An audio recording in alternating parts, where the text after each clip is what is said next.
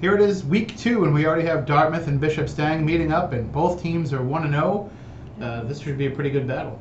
Yeah, I mean, it's definitely going to be a lot better than last year. Last year was really lopsided. Dartmouth won 48-0 in that game, and Bishop Stang came out this season against Wareham last week and really, had a strong showing despite not having Matt Golden.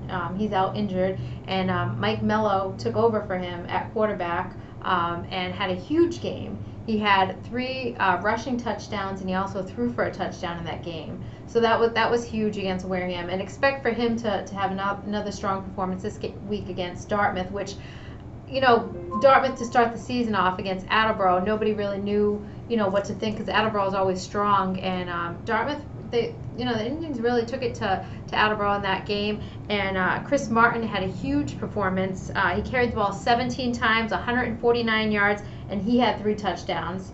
Matt Boparlin, he also had 137 rushing yards, and he scored 2 rushing touchdowns. I know, talking to Ed Collins, who covered the Dartmouth game last week, he said that both Matt Boparlin and Blaine Almeida both played at quarterback. So, Rick White put them both in there at different instances in the game.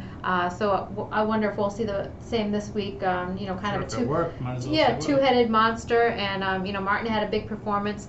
We'll see how Mello does this week. Against probably a little bit bigger of a defensive line than Wareham had. So I know in that game Bishop Stang had last week against Wareham, the Spartans were actually down 12-7. With about 5 minutes left in that first half, and really came out in the second half and had a strong showing in that game.